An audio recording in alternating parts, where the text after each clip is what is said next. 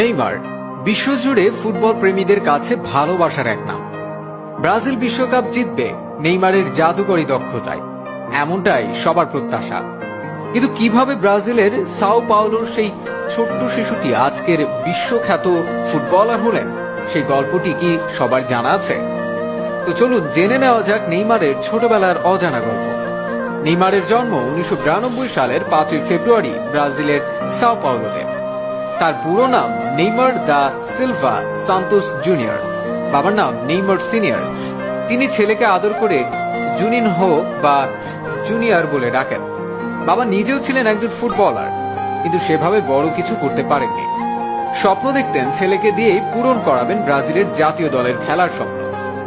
ছেলেকে বড় করে তুললেনও সেইভাবে। শিশু নেইমার হাঁটতে শেখার আগেই ফুটবলে লাথি মারা শিখে গেলেন। আর একটু বড় হলে বাবা তাকে নিয়ে গেলেন খেলার মাঠে, কিন্তু ফুটবল খেলতে নয়, ফুটসাল খেলতে। ফুটসাল হচ্ছে ইনডোরে কম খেলোয়াড় নিয়ে ফুটবল। সেখানে চমৎকার খেলে নেইমার সবার নজরে আসেন। সবাইকে পাশ কাটিয়ে বল পায়ে জাদুকরী দক্ষতায় মন্ত্রমুগ্ধ করে রাখতেন তিনি দর্শকদের।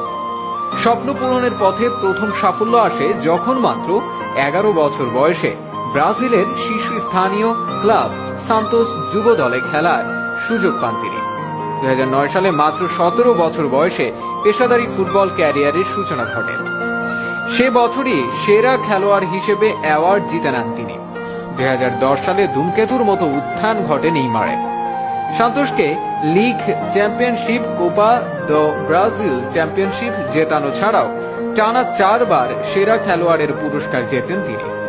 2011 সালে সান্তোসকে 48 বছরের ভেতর প্রথমবারের মতো কোপা চ্যাম্পিয়নশিপ জেতানোর পথে নেইমার এমন একটি অসাধারণ গোল করেন, যেটি ফিফা বর্ষসেরা গোল হিসেবে মনোনীত করে। এছাড়া সেরা খেলোয়াড়ের দৌড়ে শুধু ব্রাজিলের নয়, গোটা দক্ষিণ আমেরিকায় সেরা ফুটবলার হিসেবেও অ্যাওয়ার্ড জিতে নেন নেইমার। মজার ব্যাপার হচ্ছে, নেইমারের ক্যারিয়ারের গতিপথ একদমই ভিন্ন হতে পারত, কারণ তার বয়স যখন মাত্র 14 বছর, তখন খোদ রিয়াল মাদ্রিদ থেকে তার জন্য মোটা অঙ্কের বেতনের প্রস্তাব আসে।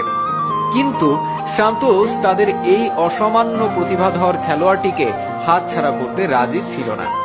তাই তারা রিয়াল মাদ্রিদের চেয়েও বেশি বেতন দিয়ে নেইমারকে রেখে দেয় নিজেদের কাছে। এই বিশ্বাসের প্রতিদানে নেইমার প্রত্যাশার চেয়েও বেশি সাফল্য উপহার দিয়েছেন সান্তোসকে। কিন্তু সান্তোস আর কতদিন নেইমারের মতো এত বড় মাপের আন্তর্জাতিক মানের